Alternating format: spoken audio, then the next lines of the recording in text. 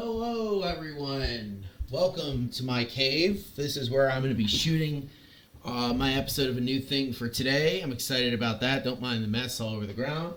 Going through some of the things that my dad brought me from back in the day. I know this isn't a very visually appealing space, but the computer that I'm using here, my desktop, has the software that I want, and I didn't have really time to set it up on my laptop, and I don't know how it's going to run on that. I'm sure it'll run fine, but in any case, I have things that I have on here that I want to do and look at. So we have a really fun day planned for us today, I think, personally. So firstly, today's topic is exciting. It's going to be ancient aliens and the Bible. I've talked a little bit about this before. But here we're actually going to do some diving on passages, looking at the meaning of passages. And I'm doing this as a birthday present for my brother. So this is a few texts that I received from him. So he turned 29 last week, so happy birthday. And this is what he said. He said, for my birthday, I'm going to send you passages from the Bible that appear to have extraterrestrial application. From there, this is like a Mission Impossible thing, right? Where you get a little note that says, like, this is your mission or whatever. From there, your objective is to refute them and tell me what they actually are. Some of them are fairly specific. Let's start with these. So let me preface that we have a whole history to get into here. Let me pull it back to my face for a second. So my brother and I debate about aliens all the time. Not just like ancient alien stuff, but also just like stuff today, like with the drones and stuff. So, and I think people read this and they're going to be worried for him. And you know what? You should be. But I would say it's like a 70-30. I think 70% of this is he's kind of trolling me and trying to get under my skin. 30% is like, but what if it's actually true though? So don't worry too much about him. He is having a bit of fun here, and he's definitely using his birthday as an excuse to get me to interact with something that I, don't always have the mental bandwidth for.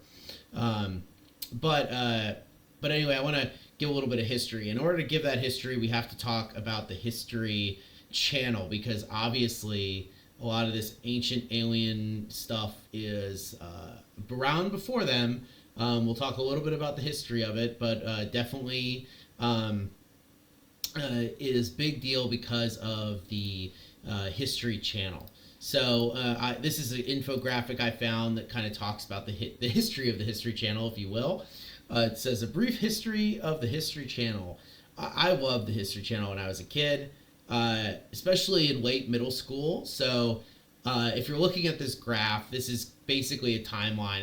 And I think they're still in that final period today, probably. I know that they mostly do like reality TV shows like American Pickers. I mean, I don't even know if that's the case. It's been so long since I've watched. I stopped watching right around that bottom part that you'll see there. But we see that they used to just do history documentaries at the top of varying quality. But hey, it's something. And then, and this was kind of what I was really interested, was the World War II stuff. And it ended up being called the Hitler Channel because all they were doing was showing documentaries about Hitler and World War II. And just as someone who like studies history in an armchair, and like listens to historians in podcasts and them talk about things, World War II is one of the easiest places to publish books in because there's always a demand for it. Like, people are really interested in World War II, really interested in the Nazis and Hitler and all these other types of things. So you can easily get books published. Books on, like the economy of the Holy Roman Empire are not going to sell that well, right? So from a financial incentive, you're definitely going for things that you want, and World War II and Hitler is big. So it moves, right? Because I don't know the history, but I imagine they want to increase their bottom line. So they move from doing generic historical documentaries, which are maybe better researched, and on a wider scale into just doing World War II, but still has that idea of like, oh, this is presenting actual history, even if it's just like all these things about Hitler back to back to back to back, right? um, and that's basically me through middle school. I went to high school in 2008. So you can start to see right as I'm about going to high school, the programming shifts again. So the programming begins to shift from the History Channel about World War II into more obscure and outlandish topics like Nostradamus, talking about like inquiries into the Book of Revelation, and then most famously, Ancient Aliens. Right. Now, I just want to point out when we would come home from school, I would go to the TV and I would put on a documentary, and I'd watch a documentary on Stalingrad, and I'd love it. Right. I'd be engrossed. My brother would hate it. He hated watching the History Channel. It was boring to him. And so I go away to boarding school and come back. And I see my brother coming home and flipping on the History Channel. And I go, oh, what changed? Did he mature? It's like, no, actually, it's about ancient aliens, right? It's about, which if you don't know, ancient alien, or as proponents like to call it, ancient astronaut theory, is the idea that in the ancient world, humanity could not build or know anything about this stuff, and so it has to be extraterrestrial life who came to Earth, and basically either in some, it depends. The thing is there's no consistency, but from anywhere from helped humanity build things to literally created humanity and built everything. So like the pyramids and all these other sorts of things, and they'll go to all sorts of lengths to talk about what the ancient aliens did. And there's like 30 seasons of this show, and I've watched a lot of it because I've watched it with my brother. The most famous image is probably this guy at the bottom. You'll see him with his hands like that. That's Giorgio Tsoukalos. I know him because I've watched so much of this, and my brother is such a fan of him, right? He's one of these proponents of this ancient alien theory, and that image of him doing this has been a meme, and usually it comes with the line of like, I'm not saying it was aliens, but it was aliens, sort of thing. And that's how they couch a lot of it in the show, is the big, is it aliens? Maybe, like that sort of thing, right? And this is not new, right? Pseudo archaeology always existed.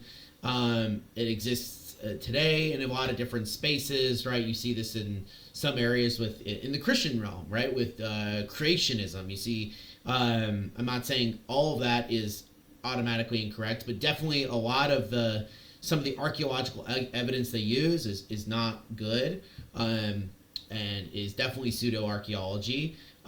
You see this with ancient aliens. You see this. There's this new documentary that came out a few years ago on Netflix called Ancient Apocalypse, about how by this guy named Graham Hancock, and Graham Hancock believes that there was this world-spanning civilization, Atlantis, or he thinks that's what the basis of Atlantis is on, and all, that they were super advanced, and all these ancient sites point to that sort of thing, and all sorts of stuff, right? And you saw this in the 19th century with with the Nazis, where they're using kind of supposedly archaeological data to talk about the superiority of certain races over others and things like that, right? So as long as archaeology has been studied, so that's basically from the 1800s, there's always been these people that come in and do a shoddy job and really try to interject their own ideas, whether they're religious or political or other type of ideas into archaeology.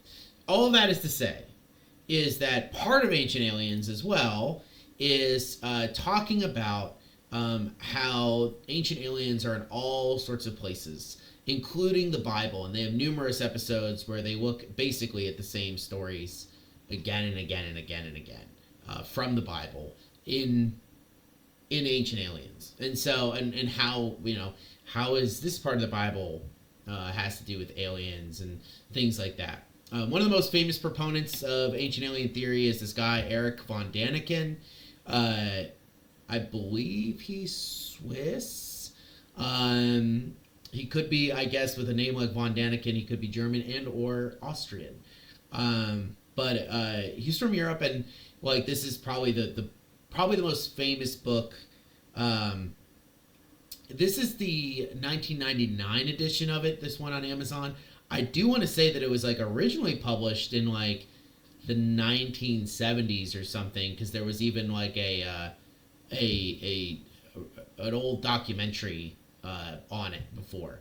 But in any case, it's very popular, right? This whole idea about aliens. Aliens are very popular, but especially this idea that the pyramids right here, right, were built by aliens, is pretty extraordinary. And I just want to teach you how this works, because you're going to see this in my brother's text to me. So, firstly, let's just look at this. So these are the ones he gave me. He says, first ones are from Ezekiel 1. He says, as I looked, behold, a storm wind was coming from the north, a great cloud with fire, flashing forth continually, and a bright light around it, and in its midst, something like glowing metal in the midst of the fire. Within it there were figures resembling 4 living beings, and this was their appearance. They had human form. Each of them had 4 faces and 4 wings. And then I asked him, are you going to, send all of these to me individually or whatever? And he says, I'll send them all, and then just reply. And then it says later, you'll notice that there's a gap here. It goes from Ezekiel 1, 4-6 to Ezekiel 1, 17 through 19. So a few verses were skipped there. Those verses might be important. Now, I just want to let you know, I've only looked at one of these verses before this video. So we're going to do you're going to see a little on-the-fly Bible exposition here, which should be fun. Anyway, he goes, whenever they moved in any of their 4 directions without turning as they moved. As for their rims, they were lofty and awesome, and the rims of all 4 of them were full of eyes around about. Whenever the living beings moved, the wheels moved with them, and whenever the living beings rose from the earth, the wheels rose also. So again, that's from Ezekiel 1. NASB. NASB is a good translation. I think these next 2 are from the NIV, at least the 1 Peter 2:12 one is. NASB is especially known for being the most literal, and therefore maybe not the most readable, but definitely very faithful. And I would say all of the ones are faithful in their own ways. Then we have Peter 2:12. Beloved, I urge you as aliens and strangers to abstain from fleshly lusts which wage war against the soul. Live such good lives among the pagans that though they accuse you of doing wrong, they may see your good deeds and glorify God on the day he visits us. And lastly, John 17:16. And you'll notice I react to these because I find these ones, the Ezekiel one is a classic of ancient alien stuff in the Bible. That and the chariot of fire that Elijah is taken up in is another classic example of supposed extraterrestrial influence in the Bible, because it has stuff coming down from the sky. But these 2, I mean, like, if you know, like, your stuff, you can see why these are ridiculous to kind of quote. But anyway, it says, Beloved, I urge you, and this is funny because he definitely just chose it because it has the word. Beloved, I urge you as aliens and strangers to abstain from fleshly lusts which wage war against the soul. Live such good lives among the pagans that though they accuse you of doing wrong, they may see your good deeds and glorify God on the day he visits us. Ooh, visitation. Aliens. John 17:16. They are not of the world, even as I am not of the world. This is from Jesus's prayer about his disciples and his discourse at the end of John. And then he says, let's start there. There's actually so many. The crossover is kind of insane. So I just want to teach you how pseudo-archaeology works in general, because there's this thing that so just look at what my brother posted in the beginning. He says, I'm going to send you these passages from the Bible that appear to have extraterrestrial application. Now, let me tell you something. Let me just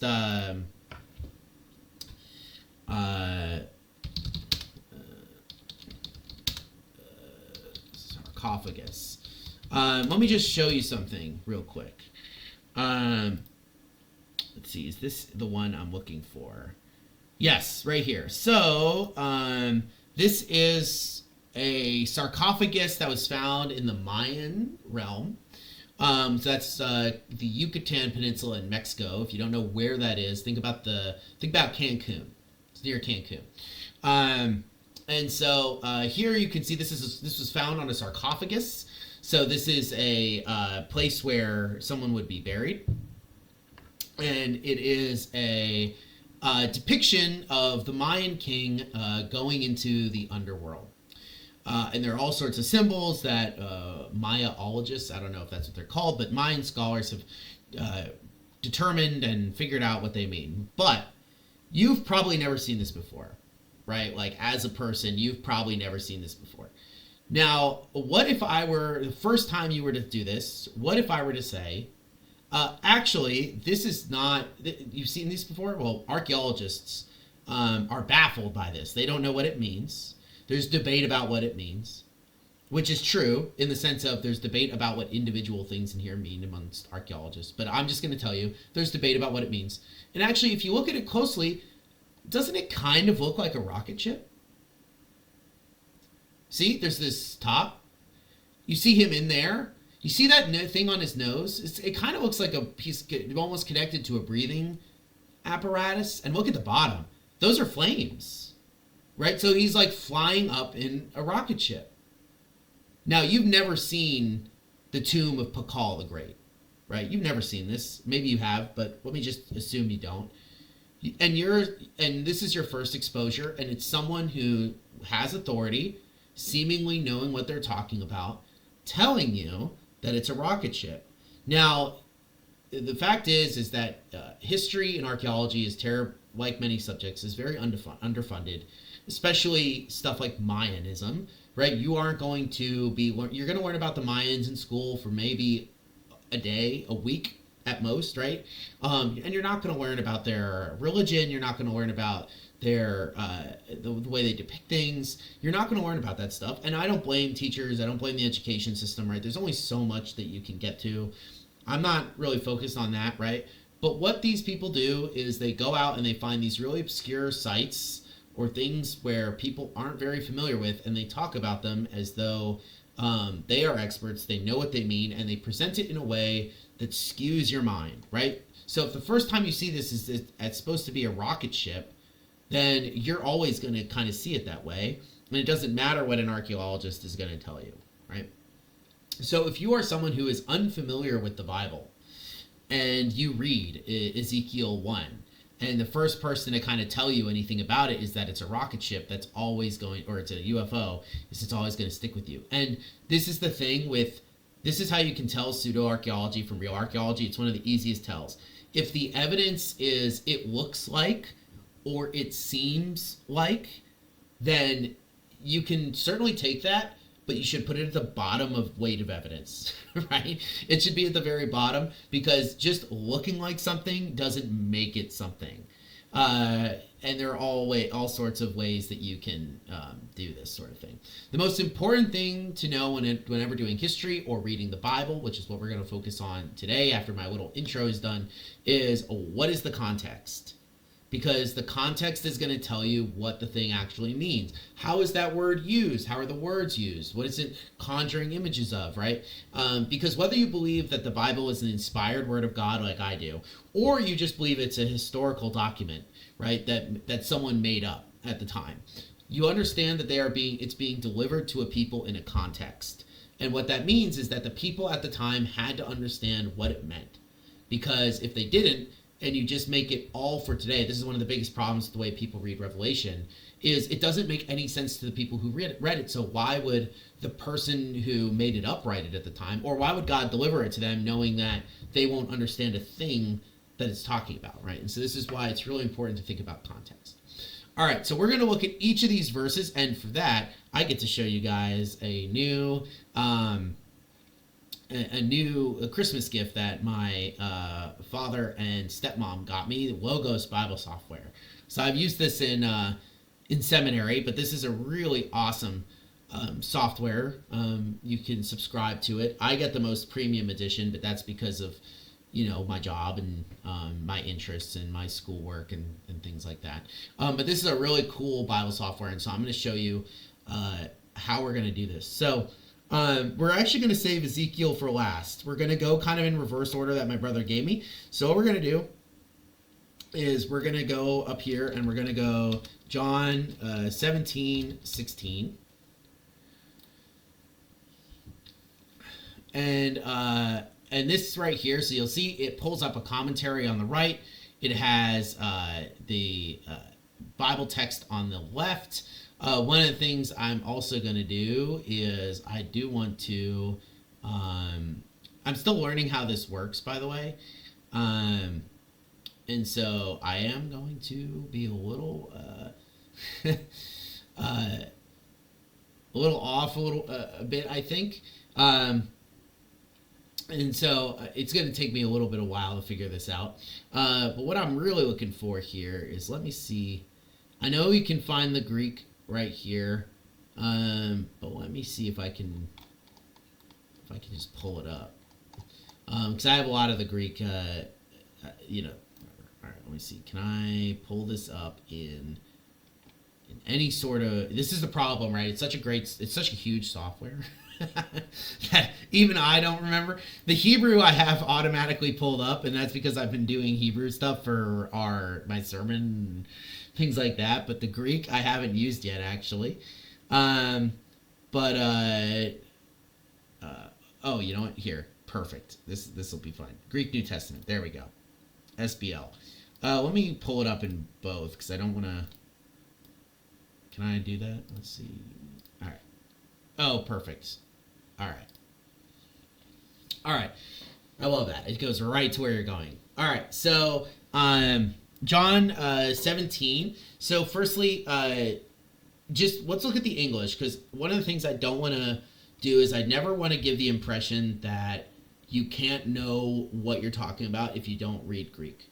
The Greek definitely enhances it, and you'll see that with the First Peter passage that he references. But you should be able to figure this stuff out just by looking at it and using context, right? Context is king. Context is important. And you'll notice the red letter here is a traditional thing to show where Jesus is speaking. I'm going to try and turn that off. I don't really like red letter stuff. But that doesn't matter. So you'll see that Jesus has a high priestly prayer. So Jesus is praying for his disciples, and this is where he prays for unity. And very beautiful prayer. And he gets to 16. And he says,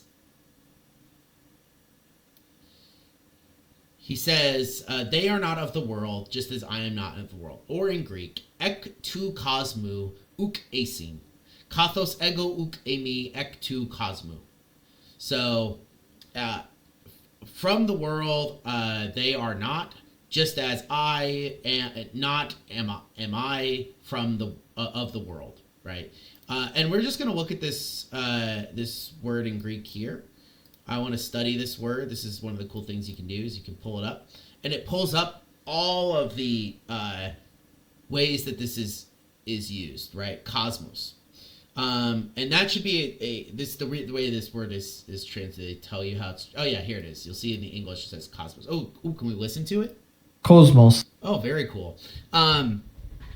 Whoa, I'm learning all these new things. So this is the Greek word cosmos. Cosmos is the same in English, cosmos, right? So like with Carl Sagan, cosmos on, science documentaries, right? Cosmos means world, or really how I like to translate it is universe. And you see this, right? It gives the dictionary definitions up here. LTW, which is the Lexham Theological Word Book, defines it as the created world, the universe, all created things. And you'll see that in the way it's used in the Bible.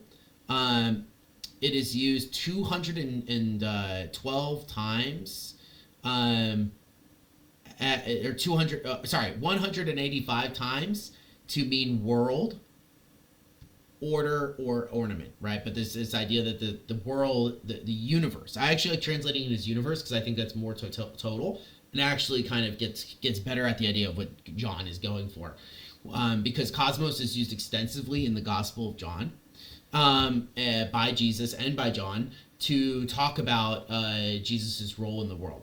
And something to note is that the cosmos is defined again. The world is against Christ.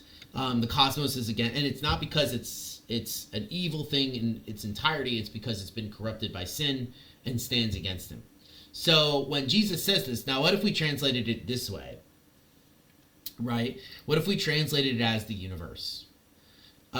Just from that, they are not of the universe, just as I am not of the universe. Now, when we say world, right, what do we think of? We think of globe.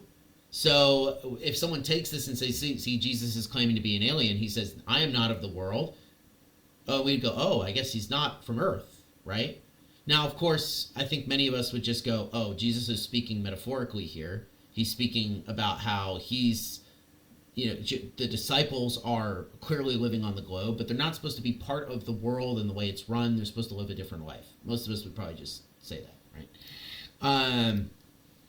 But if we say the universe, then we go, oh, well, then we clearly know that this is a more kind of metaphorical thing. And again, Jesus is getting at this idea of separation between the way his disciples and he lives his life and the way it's normally lived on the earth. So there's a serious difference between the two of them, right? That's important. That's an important thing to notice, right? And so I think that shows, just from looking at it, that you can kind of tell that this is not what it's talking about. And you can just see this if you go in the verses around them, right? So let's just look at the previous verse. He's praying, and he says, I do not ask that you take them out of the world, but that you keep them from the evil one, right? The idea that the evil one, Satan, is the one whose ways define the world. And so his disciples aren't supposed to be a part of that. Excuse me, bless me. Thank you for blessing me. All right, so that's our first verse, right? Fun stuff. All right, 1 Peter 2:12. 1 Peter 2:12. All right.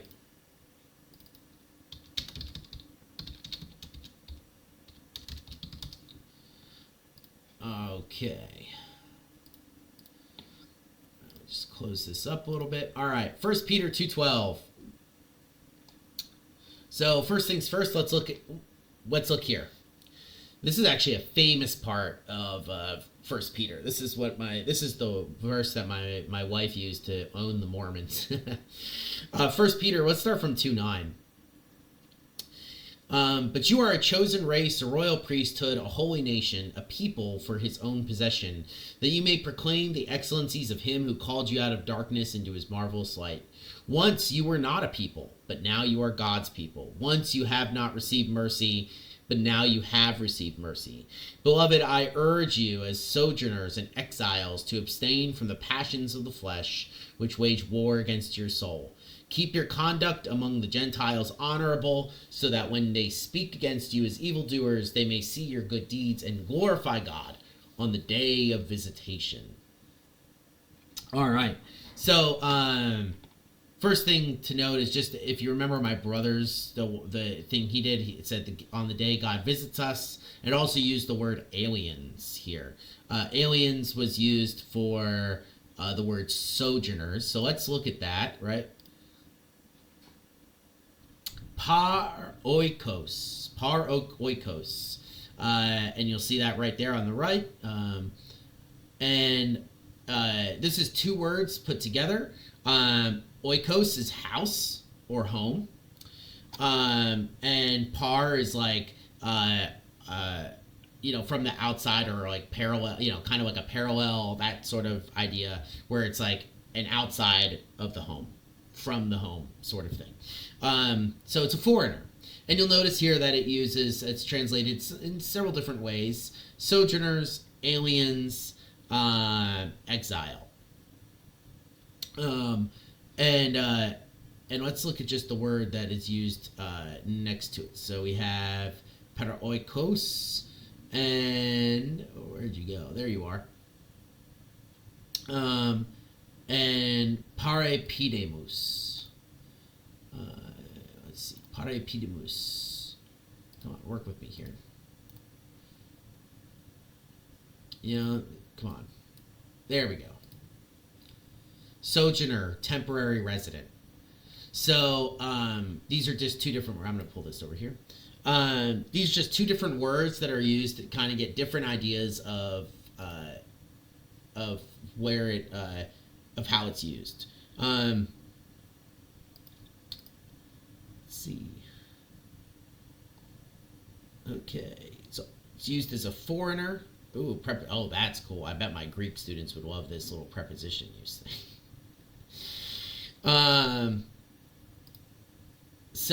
And then you'll see here how it's used in other places in the Bible, right?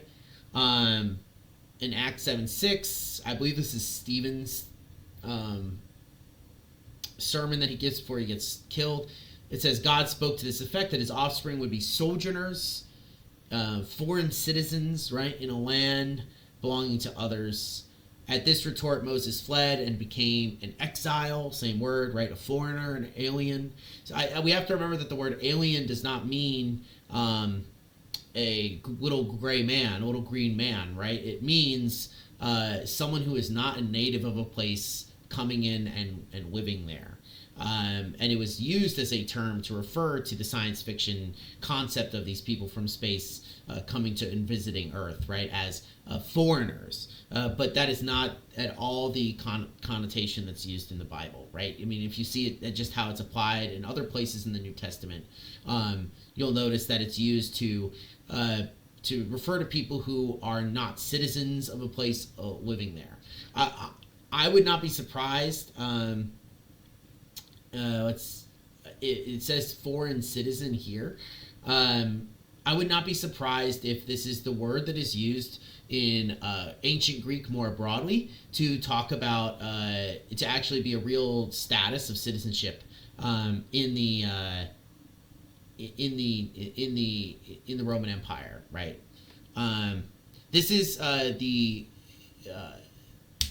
Septuagint. So this is the Greek translation of the Old Testament, and here you can see like all the places it's used. So like let's just look at Genesis 23:4 real quick, because this is one of the verses where it's used. Now this is going to be in Hebrew, but like just look. I am a sojourner and a foreigner among you. Give me property among you for a burying place, that I may bury my dead out of my sight. Right? This is what Abraham says. So when he says, I am an alien, does he say that? No, right? I'm a gray man. I'm a green man from space. No, right? It has this idea of being a foreigner, a non-citizen. So that's what this means, right? And so Peter's whole point here when he's talking to these people is to say, listen, we are not of the world, just as Jesus said in his prayer, right? We are to live as though we are. Yes, we are citizens of these different countries, but our first allegiance is to God, and we have to understand that we are always going to be kind of separate and put apart from other people. Now, let's look at the big one.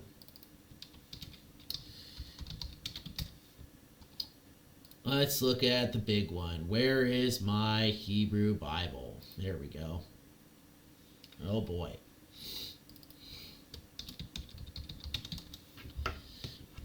My Hebrew is bad.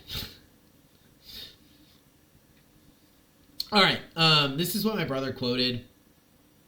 It says, as I looked, behold, a stormy wind came out of the north, and a great cloud with brightness around it and fire flashing forth continually, and in the midst of the fire, as it were, gleaming metal. And from the midst of it came the likeness of 4 living creatures, and this was their appearance. They had a human likeness, but each had 4 faces, and each of them had 4 wings. Their legs were straight, their soles of their feet were like a sole of a calf's foot, and they sparkled like burnished bronze. Under the wings, on their 4 sides, they had human hands, and the 4 had their faces and wings thus. Their wings touched one another. Each one of them went straight forward without turning as they went. As for the likeness of their faces, each had a human face.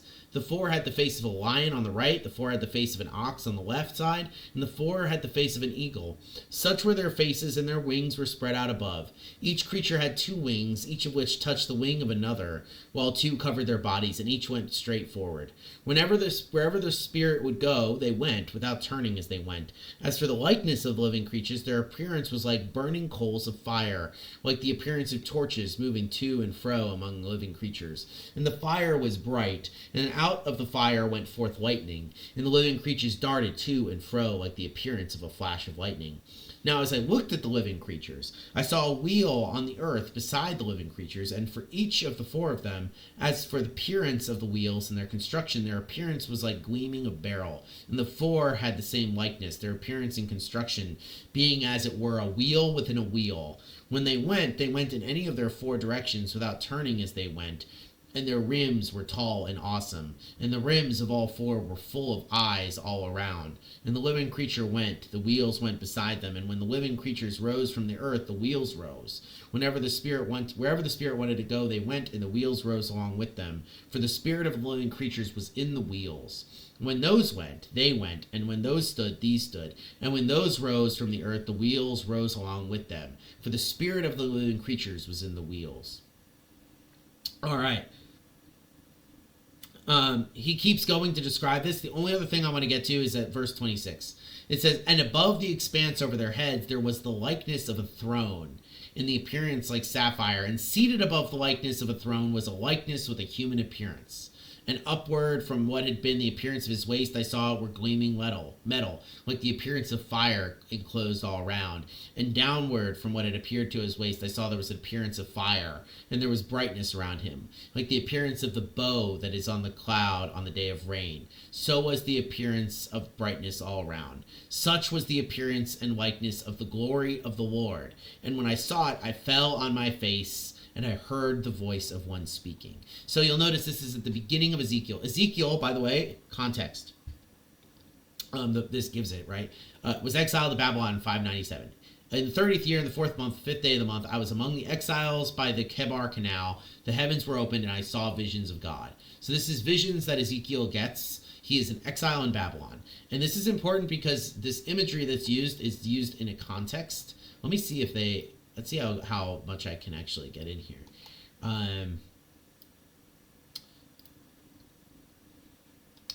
Let's see. Do we have pictures? I know I see some pictures. So some Bible places.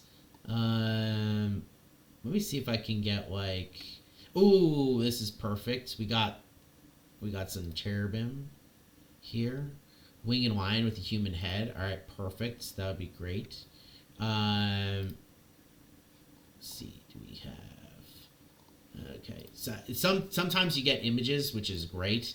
I'm trying to see kind of like what the extent of it is. Yeah, well, these are great. Look at all these. This is really cool. The different ways that people have this. I wish there was a lot more of these. Yeah, they don't have the throne, unfortunately. Let's see. Yeah. This is where it always comes down to it. Well, let's see. Yeah. All right. So. Okay. Well, whatever. This is a so this is God's throne. Do we have like God's throne room? That'd be pretty cool. Angels. Yeah, these are all like modern stuff. Let's see, living creatures. They have living creatures. No, God's throne maybe. No. Oh wait, if I can get rid of some of these things. Let's see.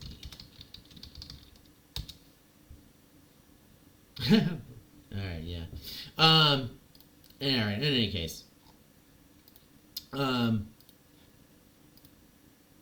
Okay, so this is a description of God's throne.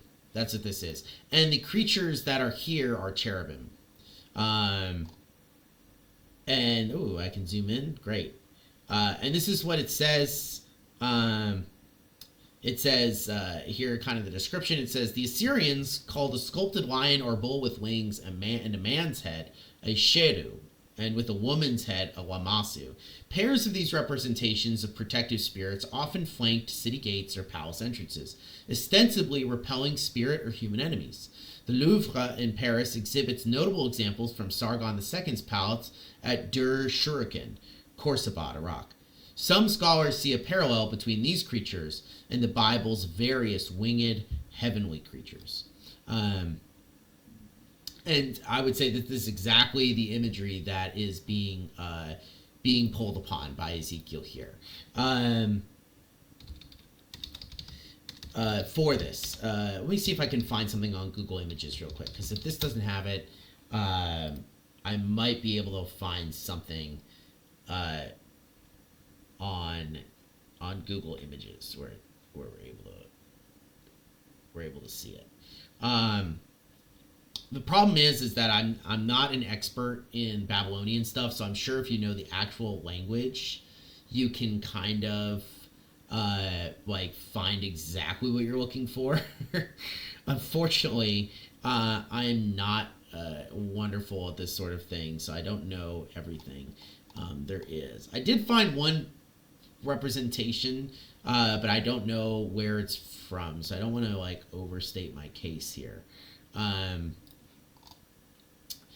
Oh, here we go. All right. This is pretty good. Okay, so let me pull this up. I'm gonna pull this up on my web thing here. So these are a bunch of images, right? I found on Google Images. The one I'm specifically looking at here is this one that's used on the cover of a book by called the Enuma Elish. Obviously, there was not a book at the time. This was found on other things, but this is a depiction, so you can see either this is Gilgamesh or a god, probably a god, and under him you see the winged creatures, right? You can see them there. They look very similar to the one I just showed you. The head with the wings, the body, stuff like that, right? This is all over Babylonian art. Let's see, Divine Chariot of Marduk. Maybe that will help us. Where we're looking here. You'll notice that when you type this in, you'll see the biblical image come up, right? So this is a depiction of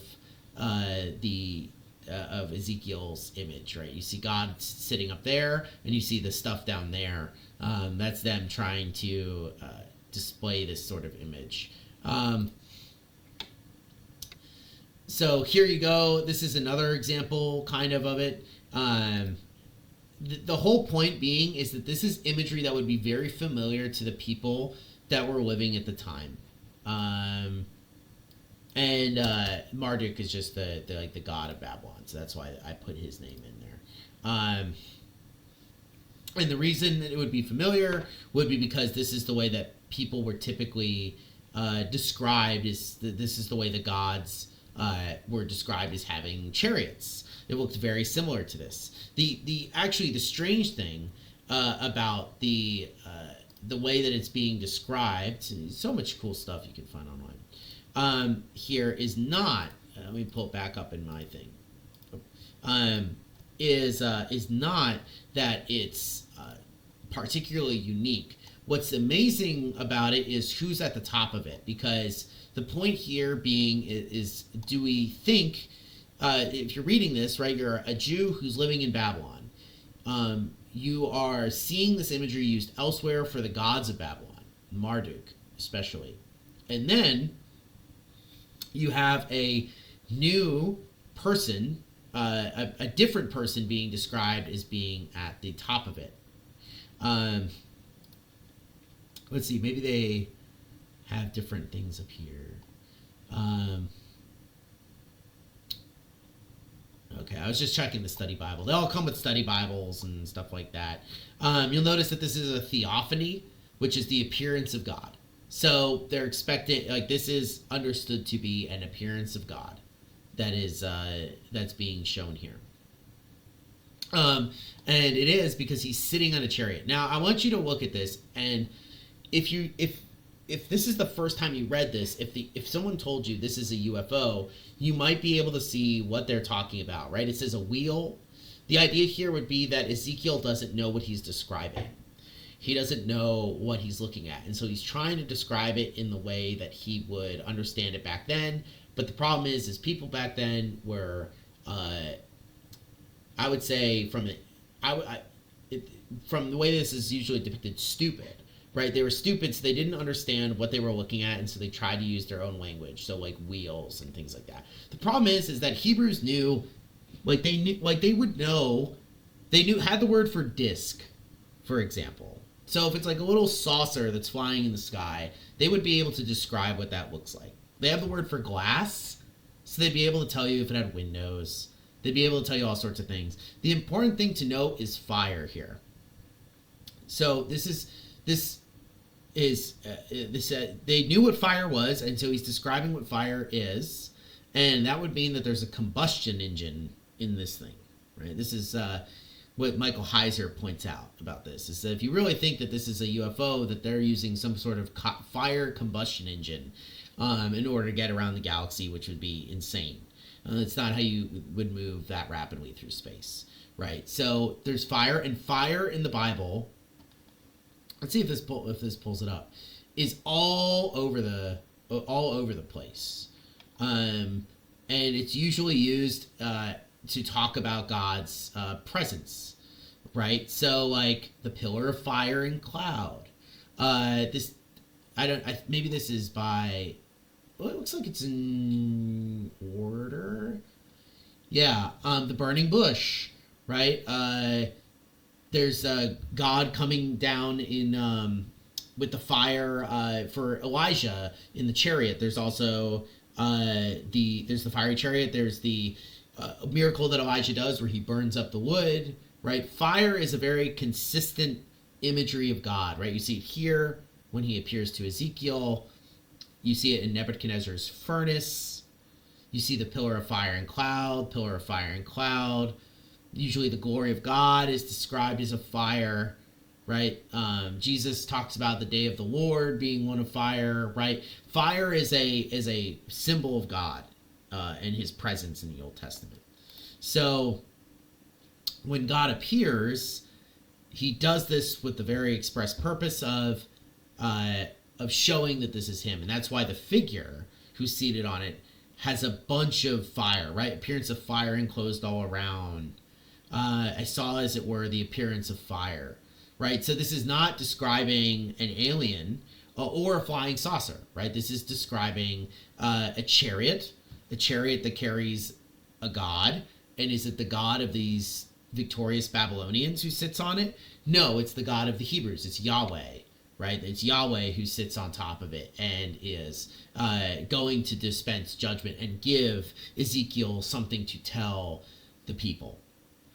So all this is saying is that this is all information that you could know very easily if you just looked at the Bible and you looked at the context. And this is why knowing your Bible is so important, right? You don't need Logos. You don't need to know Hebrew and Greek. You don't need to know all these things. You don't need to know Babylonian mythology. If you just look at the thing and then, go online and use good resources to help understand some of the things that might be weird, right? Then you can really understand what this means. But this is clearly not talking about a spaceship, right? It uses the word throne.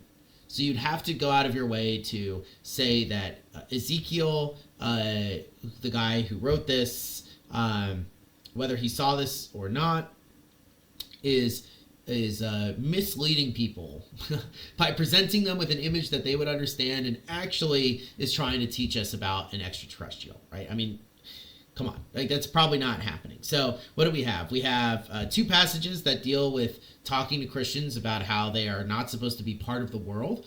but we are supposed to be foreign citizens and live for God first, right? Okay, makes sense. And we have a description of a heavenly throne, a chariot with a throne on it that's consistent for Mesopotamian deities and is actually used by God to show that He is the one true deity, not the gods of the Babylonians. So that's what these passages mean, right? This is the alternative, but I would say widely understood meaning. I imagine you could get a bunch of different pastors from all over the spectrum, from very progressive and the idea that the Bible isn't inspired at all, to people who are very like, oh, the Bible is literal in every single way, all the way over, and they would all probably agree with the interpretation of this, because this is the easiest way to understand these verses, whether you believe that they are inspired or not. So, Rich, there's your birthday present. And for everyone else, I hope that this has been an instructive way of thinking about how to do some Bible study. We're going to be actually talking a little bit more about Bible study on Sunday. Yeah, hope that you guys found this interesting, and I will see you all on Sunday. I'm looking forward to it. Have a wonderful rest of your Thursday, and peace out.